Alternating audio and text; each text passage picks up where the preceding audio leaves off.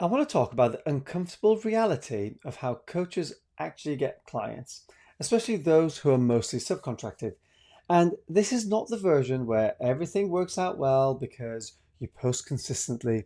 There's a version that's honest about where most people are getting stuck and why.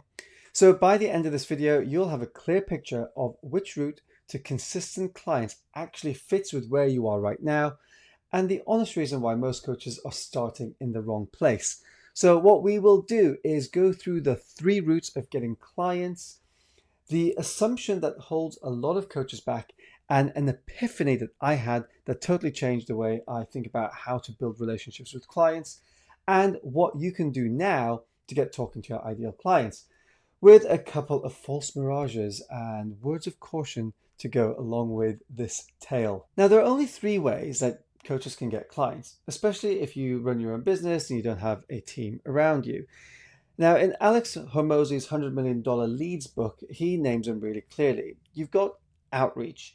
Now, outreach is reaching out to people that either don't know you or know you. So cold outreach or warm outreach. Then you've got content. So creating content that attracts people to you. And then the third piece is paying for adverts. This is like content, but you're essentially supercharging it by paying for those bits of content to go in front of people. Now, even if you haven't come across this framework, most people know this.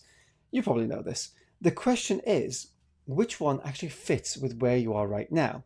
And I'll be really honest, because for most of my career, I wasn't doing any of them deliberately.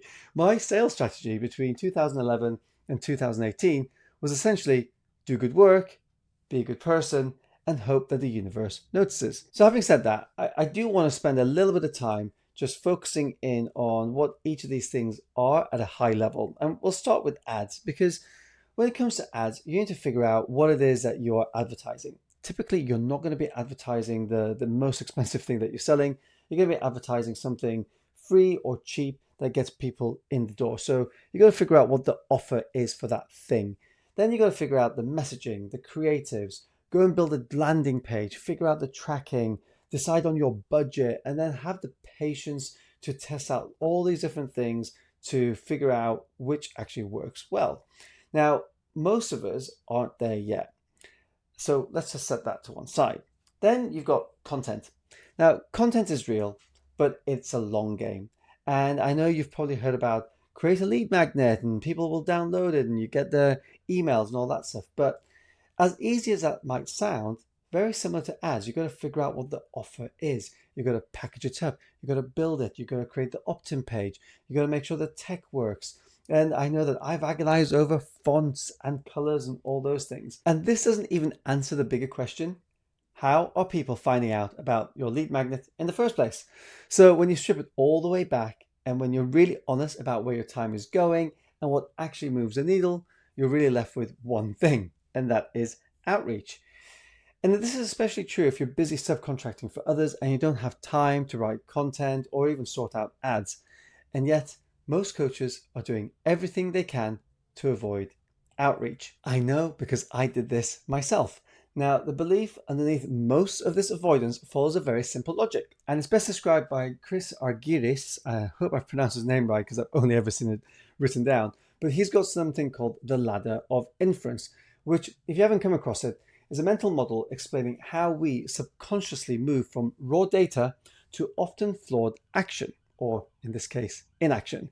And it goes a little bit like this. So right at the bottom, you have data. Now, this is where you receive an unsolicited message on LinkedIn. It's impersonal, it's clearly templated, and there's nothing to do with your situation. You feel interrupted and mildly annoyed. Out of all the messages you've ever received or sent, good conversations, warm check-ins, genuine reconnections, this one moment sticks in your mind. It's what you hold on to. And here's where you unconsciously select this experience as the representative sample or example of what outreach is. Not the ex-colleague who dropped you a thoughtful message, not the conversation that led to a referral. It's this DM. This is what outreach looks like. And really it just felt kind of like an intrusion. And you might be thinking that this person only contacted you because they wanted something. And that's kind of transactional. Let's just write that down. Transactional. And so you assume that this is what outreach is. It's where you get contacted by people that don't know you and they pitch you something, or as my business partner and I quite like to call it, they pitch slap you. We didn't make up that term, but we like it. And hope that you don't ignore them. And honestly, this is transactional by design. And so we conclude that outreach means treating people as targets, and that is pretty icky if you ask me. And good coaches don't do that. You don't do that. You let your reputation do the work. And so the belief that runs underneath this is that you're not this kind of person, and not this person, not Icky. And you build your business on relationships and trust, and cold outreach is incompatible with who I am and how I want to work. So that's the belief. And so the action, or in this case, the inaction, is therefore you go, I don't do outreach. My handwriting is really bad. And so you avoid outreach entirely, and you invest time maybe in content, creating those lead magnets, the infrastructure around it, things that feel like you're building something rather than chasing. Or you might wait for referrals, or you might tell yourself that you're playing the long game. Whatever it is, this ladder of inference has led many others like myself not to do outreach. Most coaches have never really said this out loud, but if you trace back the decision to do content and stuff, have conversations, or do none of these things at all, it's a ladder of inference that they've probably climbed. So it's not a strategy problem, it becomes a belief problem. And I have spoken to enough leadership coaches to know that this is almost universal. One person I spoke to put it really simply: I guess it's a fear of being a pain in the butt. And I know what she meant, because in August 2022, I joined a digital writing program called Ship 30 for 30 because outreach felt uncomfortable and content felt safer. Now, don't get me wrong, Ship 30 was an awesome program and I learned some great writing skills that I still use to this day. But the point is, I was hoping that content would solve my unease about reaching out to people. And this is despite my whole business for the last 11 years being run exclusively on the relationships that I'd cultivated from my existing network. So I did know how to build relationships. Now, having started writing, my content back then did reach a lot of people. And this is before the whole AI slop revolution flooding our feeds. And I did win the LinkedIn Top Voice Badge for 2 years. I've lost that now, but that's a different story altogether. And the question you might be wondering is, did this content bring you clients? Now, based on what I've been saying, you'd probably think I'm going to say, no, it didn't. But it kind of did. But it was mostly from people that already knew me and some very, very slow burns. Now, personally speaking, this was not enough for me to completely stop doing my subcontracting work. So rather than do outreach, I decided to learn ads. And I paid someone £2,000 to teach me, and I spent an extra £3,000 to run them. Now, I got hundreds of leads, and I did get some sales calls, but each of those sales calls cost me about £400, and none of them turned into clients. Now, I can interpret this a whole bunch of ways, but really what it came down to was that my offering hadn't been dialed in enough because I hadn't spoken to enough people that were outside of my existing network to figure out what to sell people on the back end. Because my ads were working, people were actually downloading this free lead magnet. So I wasn't bad at content or ads, I just skipped the foundations. And I'm not alone. One coach I spoke to last week said, I've got a list of 300 people, I've got a bunch of lead magnets, but nothing's really come of it. She wasn't doing anything wrong. She just built from the wrong place. That's when I decided to go back to the drawing board. In July 2023, I started running market research calls, speaking to people directly. And this is where I got the insight that helped me dial in my back-end offer. It wasn't to do with how I was being more creative on my social media or even how good my scroll stopping hooks were. It came from having real conversations or better conversations. Now, for those of you who are watching and who are already doing content, there was one coach that I was speaking to recently. Now, he's got a really strong content game. That's why we go into each other's radars. And he said to me, I haven't had a discovery call in ages. I do a decent amount of LinkedIn, but they never ever convert to calls. Again, he wasn't bad at content. He just hadn't had enough of those direct conversations that would have told him where the content or even his offer was landing in the right problems for the right people. So I want you to think about the triangle that I drew earlier about how to get clients. This was how to get clients. Less like a triangle and more like a stack, like this. So you have outreach at the bottom. There's the base of the stack. Then in the middle, you've got content, and at the top, you've got ads. Each level needs the insights and the infrastructure on from the one below. Now, most coaches are usually, when they're trying to do one of these three things, trying to start from something much higher up. Maybe they're trying to start on ads. That's actually not usually the one they start on. They usually start with content. And all the marketing people out there are encouraging this because, let's be honest, that's their shtick. They create content, whether they put it on ads or put it on social media, and they look at data and they make inferences. And the geek in me loves this stuff. But the simplest way I can really explain this is before GPS, if you were lost, you had to ask someone for directions. It was uncomfortable and it felt like admitting that you didn't know where you were going in the first place, but you eventually got there. Then content, you can think about that as GPS. It's useful once you know where you're going. Outreach is asking your clients where they want to go. So that is why we really want to start with outreach, because it helps you understand where you're going, where your clients are going, and then you can build the content and ads on top of it. But still, I bet you're thinking, even despite everything I've said so far, there's a little part of you that's still worried about sending those DMs to strangers. And so I just want to address that head on, because you got to think of it like this. Any client that you're ever going to work with will be a stranger at some point.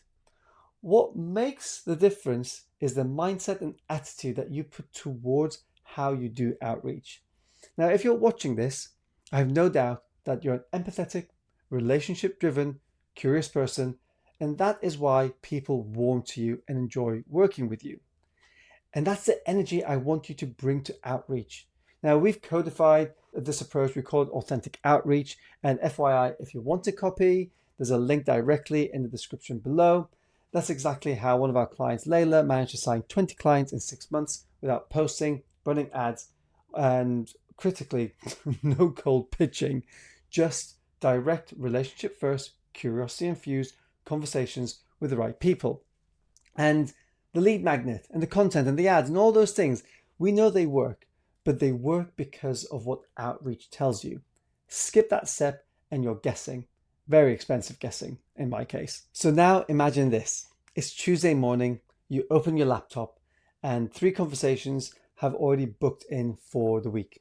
Not because you got lucky with the algorithm, but because you sent 5 messages on Monday and 3 people said yes. That's what a pipeline built on outreach actually feels like.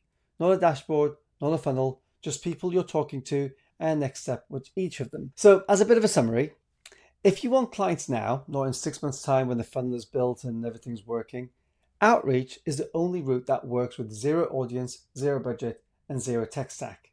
And guess what?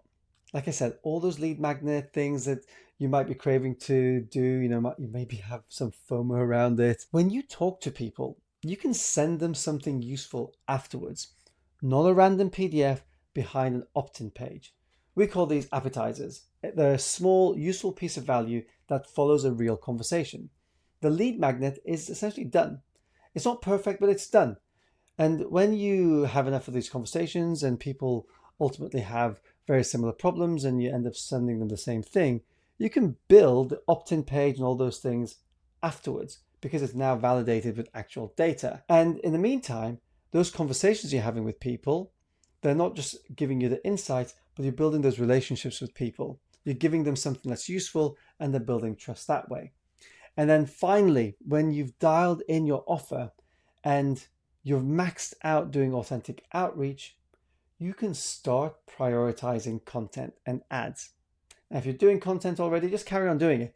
but it's about prioritizing what's going to get you your next client. But a word of caution, if you're already doing content and you already have an existing audience, but you want to launch something new or you're revising something that you currently offer, don't skip outreach. Don't do that.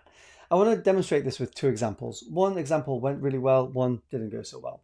Let's start off with that one, because one of the clients I worked with really early doors had an existing audience and he wanted to completely avoid doing direct outreach. This is despite my insistence that one-to-one conversations are going to help him craft his offer. But instead, he went for a mass market approach. He promoted the webinar, and to be fair, he had lots of sign-ups, something like 55, 60 people signed up, and most of those people showed up. He wanted to fill his pilot with about, I think 10 people was the plan, and he ended up signing one person. Why? Because the offer wasn't dialed in from those one-to-one conversations.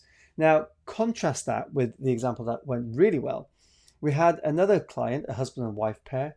They already had a successful financial coaching business. They were doing things one-to-one, but wanted to launch something that was more group-based. And they had a solid content game. Now, when we chatted with them, they were considering spending $6,000 on ads. But in talking to us, they recognized that these direct outreach conversations would help them out better. Now, they followed our process and they made $21,708 on their launch. And by the way, they still sold through a webinar, but they've refined this offer through those direct one-to-one conversations. They built up those relationships and interest from those conversations, and the webinar was essentially kissing people over the edge. So really, the coaches with consistent pipelines aren't the ones with the most polished content or an ads funnel. They're the ones having real conversations with clients. So yes, like we've said, content can matter, lead magnets do work, ads might have their place later, but if you're trying to build the pipeline now, the honest starting point is a conversation. So that's it. We've covered the 3 ways to get clients, starting with authentic outreach, and to get your offer dialed in and build relationships with your first steady stream of clients. Then go ahead and have a chat with them. Then stack content and ads on top of outreach. Now, like I said, if you want the playbook on how to start these non-pushy, non-icky, non-salesy conversations, download our authentic playbook below. And if you want to know how to use this to design and price offers that sell themselves, then watch a video somewhere around me that gives you a breakdown on that process. See you in the next video.